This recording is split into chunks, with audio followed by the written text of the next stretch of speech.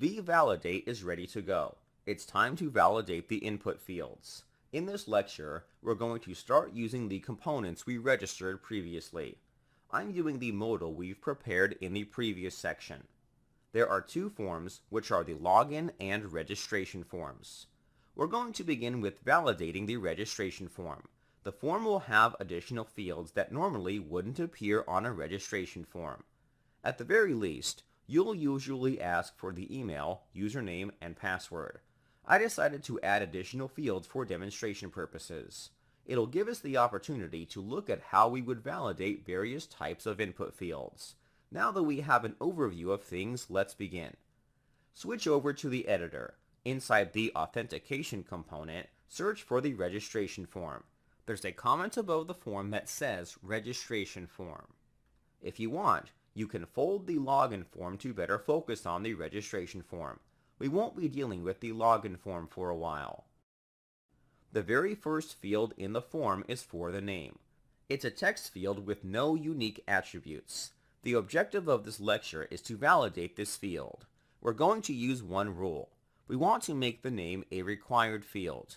There's already an HTML5 attribute called required that prevents a form from being submitted if a field is left empty. That's an option, but we won't be using it. We'll want to use vValidate because it'll give us better control over the error.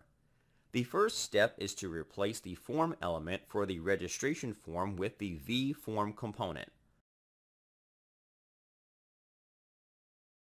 The job of the vForm component is to organize a set of validations in a form. We'll be able to globally control the form with this component. It'll help us verify if every input field in the form is valid. The form component will generate a tag that will wrap the component. By default, it'll use a form tag. This is why we can safely replace the form element with the vForm component. The thing we want to validate specifically is the value from the input field. By default, vValidate doesn't perform validation on any of the elements placed inside it. We need to tell it which inputs should be validated explicitly. We can tell it by using the vField component we registered in the previous lecture. We'll start with the input for the name. It's the first input in the form. We'll change the input element with the vField component. The vField component is responsible for validating a single input.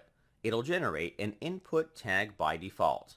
It's safe to replace the input element with this component. If we want to override the element it generates, we can add an attribute called as.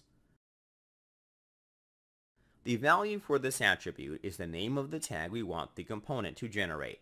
For example, if we want to generate a select element, we can pass in select.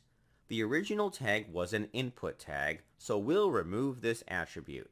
We don't need it. In the resource section of this lecture, I provide a link to the field component documentation page. If we scroll down, we'll come across a section called Properties. It's a list of properties we can add to the component to modify its behavior. On this list, you'll find a property called as. The as property is the name of the tag the component will output. The default tag is input. It's always a good idea to check with the documentation of the libraries we're using to check what will get rendered. Let's go back to our editor. It's not documented, but any attributes you add to the component are automatically added to the element the component outputs. As long as it's not an official property for the component, it's passively added to the element. We don't need to worry about reapplying the class attribute to the input. The next thing we can start doing is tell vValidate how it should validate the input. There are 4 steps for validating the input. The first step is to replace the input with the field component. We already did that. The second step is to assign a name to the input.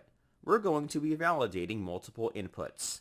vValidate needs a way to identify each input. We'll look at how to do that in a moment. The third step is to add the rules. The rules refer to a list of criteria a value must meet for it to be considered valid. Lastly, we need a way to handle errors if the user's input does not pass any of the rules. It's important we give feedback to the user to let them know how they can fix their errors. We're back in the editor. We're going to handle assigning a unique identifier to the input. It'll help vValidate understand our form better. We can add an identifier by adding the name attribute to the field component. We'll set the name to name. We'll move on to the next step, which is to add some rules. We'll look at registering rules in the next lecture.